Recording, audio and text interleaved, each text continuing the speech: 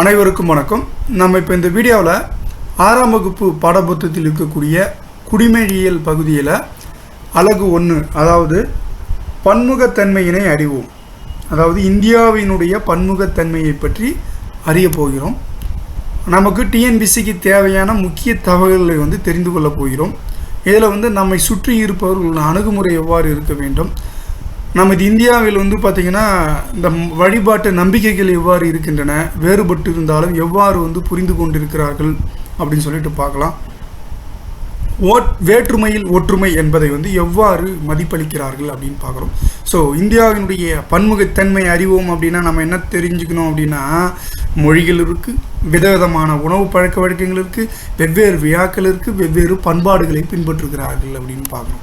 So இதில் நம்ம தெரிஞ்சுக்க வேண்டியது என்னென்னா, நமக்கு ஒரு மொழி மாறுபட்டாலே பார்த்திங்கன்னா மாநிலங்கள் மாறுபடுகின்றன, பேசும் மொழிகள் மாறுபடுகின்றன, அப்புறம் உணவு சமைப்பதும் மாறுபடுகிறது அப்படின்னு சொல்லிட்டு பார்க்குறோம். இங்கே தமிழ் என்பது உணவு அரிசி, விழா பொங்கல் கொண்டாடுகிறோம்னு பார்க்குறோம்.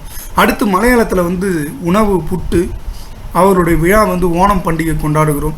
அடுத்து இந்தியில் பார்த்திங்கன்னா அவர்கள் பெரும்பான்மை இந்திக்காரர்கள் சாப்பிடுவது பார்த்தோம்னா சப்பாத்தி, அவர்கள் பண்டிகை முக்கிய பண்டிகை ஹோலி பண்டிகை அப்படின்னு சொல்லிட்டு பார்க்குறோம். இதில் பார்த்திங்கன்னா இதான் வேற்றுமைத்தன்மை, இதான் பன்முகத்தன்மை அப்படின்னு பார்க்குறோம். ஸோ இதில் பார்த்திங்கன்னா வழிபாட்டு முறைகள் பார்த்திங்கன்னா வெவ்வேறாக இருக்கின்றன அப்படின்னு பார்க்குறோம். இருந்தாலும் ஒற்றுமையோடு இருக்கிறோம்.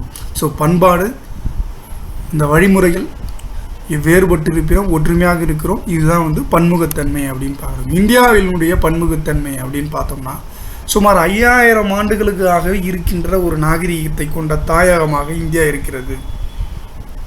பல்வேறு வளங்களால் இந்தியா ஈர்க்கப்பட்டு உலகிலிருந்து பல்வேறு பேர் இங்கே வந்தாங்க, இங்கே செட்டில் ஆனாங்க, இங்கே வணிகம் செய்தார்கள், படையெடுப்பு நடத்தினார்கள், இந்தியாவை கைப்பற்றினார்கள், நிறைய செல்வத்தை கொள்ளையடித்து கொண்டு சென்றார்கள் அப்படின்னு பார்க்குறோம். இருந்தாலும் தற்போதுக்கு இந்தியாவில் யார் யார் இருக்கிறாங்க அப்படின்னு பார்த்தோம்னா, திராவிடர்கள், நிக்கட்டோரியர்கள், ஆரியர்கள், ஆல்பைன்கள், மங்கோலியர்கள் போன்றோர் நவீன இந்தியாவினுடைய இனத்தவர்களாக இருக்கிறார்கள் அப்படின்னு சொல்லிட்டு பார்க்குறோம். இதில் பார்த்திங்கன்னா இந்தியாவிலிருந்து பல்வேறு பகுதிகளுக்கு சென்று தங்கினார்கள்னு பார்க்குறோம். இவர்கள் இடம்பெயர்ந்து தங்கி இந்தியாவினுடைய பன்முகத்தன்மை மேலோங்கி போச்சு அப்படின்னு பார்க்குறோம். இதனுடைய நிலப்பரப்பு, வாழ்வியல் முறைகளில் பன்முகத்தன்மை மிகப்பெரிய பங்காற்றுகிறது. சமூக பண்பாட்டு முறை, சமய பன்முக முறை, மொய்சார் பன்முக முறை, பண்பாட்டு பன்முக முறை பல பன்முக முறைகள் இருக்கிறதுன்னு பார்க்குறோம். நம்ம இதில் முதல்ல பார்க்க போகிறது இந்த பன்முகத்தன்மையில் நில அமைப்புகளும் மற்றும் வாழ்வியல் முறைகளில் பன்முகத்தன்மை எப்படி அப்படின்னு சொல்லிட்டு பார்க்குறோம். நில அமைப்பு அப்படின்னு எடுத்துக்கிட்டால் ஏற்கனவே நம்ம கண்டம் அப்படின்னா படிச்சிருப்போம். மலைகள், பீடபூமிகள், சமவெளிகள், ஆறுகள், கடல்கள் போன்ற இயற்கை பிரிவுகள் இருக்குது. வெவ்வேறு காலநிலை இருக்குது. மலையில் வெவ்வேறு காலநிலை, பீடபூமிகளில் வெவ்வேறு காலநிலை, ஆற்றுப்பகுதிகளில் காலநிலை வேறு, கடல் பகுதிகளில் கடல்நிலை வேறு, பாலைவன பகுதிகளில் கடல்நிலை வேறு அப்படின்னு சொல்லிட்டு நம்ம பார்க்குறோம். இவை எல்லாமே இந்தியா கொண்டிருக்கிறது. இதனால் என்ன பண்ணுறாங்க, இந்தியாவை துணை கண்டம் என்று அழைக்கிறோம். ஒரு இங்கே அனைத்து விதமான ஒரு கண்டத்திற்கு உரிய பண்புகளை கொண்டுள்ளதால் இந்தியா பார்த்திங்கன்னா துணை கண்டம் என்று அழைக்கிறோம் அப்படின்னு சொல்லிட்டு பார்க்குறோம். இதை தான் பார்த்தோம்னா நம்ம இந்த பள்ளத்தாக்கு இருக்கிறது, மலைகள் இருக்கிறது, சமவெளி பகுதிகள், தீவு, பாலைவனம், கடற்கரை அப்படின்னு சொல்லிட்டு பார்க்குறோம். இதில் நம்ம பார்க்க வேண்டியது பார்த்திங்கன்னா நாட்டின் நில அமைப்பு வாழும் மக்களினுடைய தாக்கத்தை ஏற்படுத்துகிறது அப்படின்னு சொல்லிட்டு பார்க்குறோம். ஸோ ஒரு பகுதியினுடைய பொருளாதாரத்தினுடைய நடவடிக்கை நிலத்தினுடைய காலநிலை நிர்ணயிக்கிறது, நிலவியல் கூறும் காலநிலை கூறுகளும் நிர்மாணிக்கிறதுன்னு பார்க்குறோம். ஸோ கடலோர பகுதியில் வாழும் மக்கள் மீன்பிடி தொழில்களை செய்கிறார்கள், சமவெளி பகுதியில் வாழ்கின்ற மக்கள் வேளாண்மை செய்கிறார்கள், மலைப்பகுதியில் இருக்கிறவங்களுக்கு கால்நடை வளர்க்கிறார்கள் அப்படின்னு சொல்லிட்டு பார்க்குறோம். ஸோ மலைப்பகுதி நிலைகளோட காலநிலை பார்த்திங்கன்னா காப்பி, தேயிலை தோட்டம் போன்ற தேயிலை தோட்டத்தை வளர்க்குறது, போன தோட்டப்பயிர்களை பார்த்திங்கன்னா வளர்க்குறாங்கன்னு சொல்லிட்டு பார்க்குறோம். நில அமைப்பில் காணப்படும் பன்முகத்தன்மை தாவரங்கள் மற்றும் விலங்குகள் மீது ஒரு பெரும் தாக்கத்தை ஏற்படுத்துகிறது அப்படின்னு சொல்லிட்டு பார்க்குறோம். ஸோ இதை உணவு, உடை, தொழில் எல்லாமே பார்த்திங்கன்னா காலநிலை மாறுபடுகிறது, வாழ்க்கை தரமும் மாறுபடுகிறது அப்படின்னு சொல்லிட்டு பார்க்குறோம். இங்கே நமக்கு ஜெய்சல்மார் இருக்குது, மவுசின்ரோம் இருக்குது. ஜெய்சல்மார் என்பது மிக குறைந்த மழை பொழிவை கொண்டுள்ள பகுதி. அதிக மழை போன்றது மவுசின்ரோம் மேகாலயாவில் இருக்கிறது. நம்ம ஜெய்சல்மார் வந்து ராஜஸ்தானில் இருக்கிறது அப்படின்னு சொல்லிட்டு பார்க்குறோம். ஸோ இந்தியாவில் அதிகமாக மழை பெய்கின்ற பகுதி வந்து மௌசின்ராம், இது எங்கே இருக்குது? மேகாலயா. அது ஜெய்சல்மார் வந்து குறைந்த மழை பெய்யும் பகுதி, இது எங்கே இருக்கிறது அப்படின்னு பார்த்தா ராஜஸ்தானில் இருக்கிறது அப்படின்னு சொல்லிட்டு பார்க்குறோம். ஸோ இதுதான் வந்து நிலத்தோற்றம் மற்றும் வாழ்வியல் சார்ந்த பன்முகத்தன்மை அப்படின்னு சொல்லிட்டு பார்த்தோம். அடுத்து வந்து பார்த்திங்கன்னா சமூக பன்முகத்தன்மை. சமூகத்தினுடைய பன்முகத்தன்மை சார்ந்து வாழ்தல், சமூக வாழ்வு அப்படின்னு பார்க்கணும். ஸோ சார்ந்து வாழ்தல் மற்றும் சமூக வாழ்வு. ஸோ சமூகம் என்பது ஒரு பொது நலத்திற்காக இணைந்து வாழ்வது. இந்த சமூகத்தில் விவசாயிகள், தொழிலாளர்கள், கைவினை கலைஞர்கள், பெற்றோர்கள், ஆசிரியர்கள், மாணாக்கர்கள் என்று ஒன்று கூடி இருக்கிறார்கள், ஒன்றுக்கொன்று பிணைந்திருக்கிறார்கள் அப்படின்னு சொல்லிட்டு பார்க்குறோம். அதுதான் சார்ந்து வாழக்கூடிய சமூக வாழ்க்கை, சக வாழ்க்கை அப்படின்னு பார்க்குறோம். அடுத்து வந்து குடும்பம் மற்றும் சமூகம். குடும்பத்தில் வந்து இரு வகைப்படும், கூட்டு குடும்பம், தனி குடும்பம். சேர்ந்து நிறைய பேர் இருந்தாங்க அப்படின்னா தாத்தா பாட்டி, அவங்க சித்தப்பா சித்தி, அப்புறம் வந்து தாய் தந்தை, பிள்ளைகள் பேரம்மா, அதாவது பேரர்கள்லாம் எல்லாம் இருந்தாங்கன்னா கூட்டு குடும்பம். தாய் தந்தை மகன்கள் இல்லை மகள்கள் யாராக இருந்தாங்கன்னா அது வந்து தனி குடும்பம் என்று அழைக்கப்படுகிறது. ஸோ கிராமங்கள்லேயும் வந்து பார்த்திங்கன்னா பெரும்பான்மையான குடியிருப்புகள் வந்து இணைந்திருக்கலாம். நகரங்களில் வந்து பார்த்திங்கன்னா அந்த குடும்பங்கள் வந்து கம்மியாக இருக்குன்னு பார்க்குறோம். ஸோ பல கிராமங்கள் இணைந்து நகரங்களாக உருவாகிறது. குடியிருப்புகள் இணைந்து கிராமங்கள், பல கிராமங்கள் இணைந்து நகரங்கள். ஸோ இதில் வந்து பார்த்திங்கன்னா குடிநீர் வசதி, உணவு, மின்சாரம், கல்வி, வீட்டு வசதி போன்றவை எல்லாமே வந்து வேறுபடுகிறது அப்படின்னு சொல்லிட்டு பார்க்குறோம். இதுதான் வந்து பார்த்திங்கன்னா குடும்ப சமூக பன்முகத்தன்மை அப்படின்னு சொல்லிட்டு நம்ம பார்க்குறோம். இதில் வந்து பார்த்திங்கன்னா நம்ம இங்கே பார்க்குறோம் எவ்வாறு வந்து சமய பன்முகத்தன்மையை வந்து பார்த்துட்டு அதை பார்க்கலாம். ஸோ இந்தியா வந்து ஒரு மதச்சார்பற்ற நாடு, அரசியலமைப்பு அதைத்தான் சொல்கிறது அப்படின்னு பார்க்குறோம். மத விடுதலை என்பது நமது அடிப்படை உரிமை அப்படின்னு பார்க்குறோம். இந்து மதம், இஸ்லாமிய மதம், கிறிஸ்துவ மதம், சீக்கிய மதம், புத்த மதம், சமண மதம், ஜெராஸ்ட்ரியர் மதம் போன்ற மதங்கள் இந்தியாவை தழைத்தோங்கி வைத்துள்ளன அப்படின்னு சொல்லிட்டு பார்க்குறோம். ஸோ தோடர்கள் வந்து மலைவாழி மக்கள் வந்து நம்ம பார்க்குறோம் ஊட்டி பகுதியில் இருக்கிறாங்கன்னு சொல்லிட்டு பார்க்குறோம். கிறிஸ்துமஸை கிறிஸ்துவர்கள் கொண்டாடுகிறார்கள், ஓலம் வந்து மலையாளிகள் கொண்டாடுகிறார்கள், புத்த பூர்ணிமா என்பது புத்தர்கள் கொண்டாடுகிறார்கள்னு பார்க்குறோம். மிலாடி நபி இஸ்லாமியர்கள் கொண்டாடுகிறார்கள், தீபாவளி இந்துக்கள் கொண்டாடுகிறார்கள், பொங்கல் வந்து ஒரு பொதுவான பண்டிகை அப்படின்னு சொல்லிட்டு தமிழர்கள் கொண்டாடுகிறார்கள்னு சொல்லிட்டு பார்க்குறோம். இதில் வந்து இந்தியாவினுடைய பல்வேறு விழாக்களினுடைய தாயகம் அப்படின்னு பார்க்குறோம். பல்வேறு மதங்கள், பல்வேறு விழாக்கள் இருந்தாலும் ஒற்றுமையாக கொண்டாடுறோன்னு பார்க்குறோம். இங்கே நம்ம ஏற்கனவே பார்த்தோம் என்னென்ன பண்டிகைகள் ஒரு காலண்டர் இயரில் வந்து பார்த்தோம் அப்படின்னா பொங்கல், தீபாவளி, ஹோலி, விஜயதசமி, ஆயுத பூஜை போன்ற பல்வேறு விதமான அனைத்து மதங்களை சேர்ந்த லைனாக கொடுத்துருக்குறாங்க. இதை பார்த்துக்குங்க. இது எல்லாமே சேர்ந்து ஒரு பன்முகத்தன்மை கொடுக்குறதுன்னு பார்க்குறோம். ஸோ அடுத்து வந்து பார்த்திங்கன்னா மொழிசார் பன்முகத்தன்மை. 2001 மக்கள் தொகை கணக்கெடுப்பின்படி வந்து பார்த்திங்கன்னா இந்தியாவில் 122 முக்கிய மொழிகள் இருக்கிறதுன்னு பார்க்குறோம். அதில் வந்து பார்த்திங்கன்னா 1599 பிற மொழிகளும் இருக்கின்றன அப்படின்னு பார்க்குறோம். பொதுவாக இந்த மொழிகளில் வந்து பார்த்திங்கன்னா நான் வந்து 4 விதமாக முக்கிய மொழிகளாக பிரித்திருக்கிறார்கள்னு பார்க்குறோம். இந்தோ ஆரிய மொழிகள் என்பது ஒன்று, திராவிடர் மொழிகள் என்பது ஒன்று, ஆஸ்ட்ரோ ஆசிக் மொழிகள் என்பது ஒன்று, சீன மொழிகள் ஆகிய என்ற 4 முக்கிய மொழி குடும்பங்களாக பிரிக்கப்பட்டுள்ளது அப்படின்னு சொல்லிட்டு நம்ம பார்க்குறோம். தமிழ் மொழியானது பழமையான திராவிட மொழி அப்படின்னு பார்க்குறோம். இந்த மொழிகளில், இந்தியாவில் இருக்கிற மொழிகளில் வந்து அதிகமாக பேசக்கூடிய மொழி வந்து பார்த்திங்கன்னா இந்தி மொழி 41% மக்களால் பேசப்படுகிறது. அடுத்து வந்து வங்காளம் வந்து பார்த்திங்கன்னா 8.10% மக்கள் வந்து பேசுகிறாங்க. தெலுங்கு அதுக்கு அடுத்தபடியாக பேசுகிறார்கள், மராத்தி அதுக்கு அடுத்தபடியாக பேசுகிறார்கள்னு சொல்லிட்டு பார்க்குறோம். 5வதாக தமிழ் மொழி வந்து பார்த்திங்கன்னா இந்தியாவில் அதிகமாக பேசப்படும் மொழி அப்படின்னு சொல்லிட்டு பார்க்குறோம். ஸோ வரலாற்று ரீதியாக நாம் எடுத்துக்கொண்டோம் என்றால் வணிகர்கள் வந்து பார்த்திங்கன்னா இந்தியாவுக்கு வராங்க. அதில் வந்து முதல்ல வர வந்து போர்ச்சுகீசியர்கள், 2வது டச்சுக்காரர்கள், 3வது ஆங்கிலேயர்கள், 4வது டேனியர்கள், 5வது வந்து பிரெஞ்சுக்காரர்கள். இதை வரிசைப்படுத்தியும் கேட்கலாம். அது தெரிஞ்சு வச்சுக்கிட்டா ரொம்ப அடிக்கடி கேட்கக்கூடிய கேள்விகள் அது உண்டுன்னு பார்க்குறோம். ஸோ இவர்கள் வரும்போது ஒரு பெரிய தாக்கத்தை இந்தியாவில் ஏற்படுத்துகிறார்கள். சுமார் 300 ஆண்டு காலங்கள் இந்தியாவை வந்து ஆண்டிருக்கிறார்கள்னு சொல்லிட்டு பார்க்குறோம். 1947ஆம் ஆண்டு சுதந்திரம் அடைந்த போது தான் அவர்கள் வந்து இந்தியாவில் விட்டு போகிறாங்க. அதனால் வந்து பார்த்திங்கன்னா ஒரு ஆங்கிலம் ஒரு எழுச்சியான ஒரு முக்கிய மொழியாக இருக்கிறதுன்னு பார்க்குறோம். ஏன்னா பல்வேறு பள்ளிகளில் வந்து நடத்துகிறாங்க, கல்லூரிகள் நடத்துகிறாங்க. அலுவலக மொழியாக, அன்றாட வாழ்வியல் மொழியாக இந்த ஆங்கிலம் வந்து இருந்ததுன்னு பார்க்குறோம். இதனால் ஒரு ஆங்கிலம் வந்து ஒரு பெரிய தாக்கத்தை ஏற்படுத்தி இந்தியாவில் அப்படின்னு பார்க்குறோம். ஸோ வந்து ஆங்கில மொழி ஒரு பெருமொழியாக நம்ம பயன்படுத்தி வருகிறோம் இந்த காலம் வரைக்கும் அப்படின்னு பார்க்குறோம். இந்திய அரசியலமைப்பு சட்டத்தில் வந்து 8வது அட்டவணையில் வந்து பார்த்தோம்னா 22 அலுவல் மொழிகள் அங்கீகரிக்கப்பட்டுள்ளன. அதாவது அதிக மக்களால் பேசப்படுகின்ற மொழிகளை வந்து அங்கீகரிக்கப்பட்டிருக்கின்றன அப்படின்னு சொல்லிட்டு பார்க்குறோம். 2004ஆம் ஆண்டு 8வது அட்டவணை ரொம்ப முக்கியம். 22 மொழிகள் ரொம்ப முக்கியம். அடிக்கடி கேட்குற கொஸ்டின் டிஎன்பிசியில் இது எல்லாம் ஒரு பகுதி. 2004ஆம் ஆண்டு தான் வந்து பார்த்தீங்கன்னா தமிழ் வந்து செம்மொழியாக அறிவிக்கப்பட்டது. தமிழ் செம்மொழியாக அறிவிக்கப்பட்டது இந்த டிஎன்பிசியில் கேட்கலாம். வந்து பார்த்தீங்கன்னா எந்த வருடம் அப்படின்னா 2004ஆம் ஆண்டு. எத்தனை மொழிகள் வந்து செம்மொழியாக அறிவிக்கப்பட்டுள்ளன என்றால் 6 மொழிகள் இருக்குது. அதையும் தெரிஞ்சு வச்சுக்கோங்க. அடுத்து வந்து பார்த்தீங்கன்னா பண்பாட்டினுடைய ஒற்றுமை.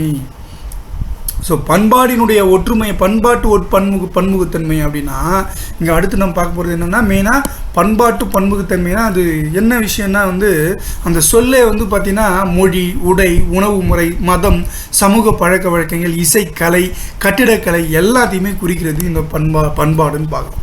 ஸோ சமூக நடைமுறையில், சமூக தொடர்புகளில் இது வெளிப்படுகிறது.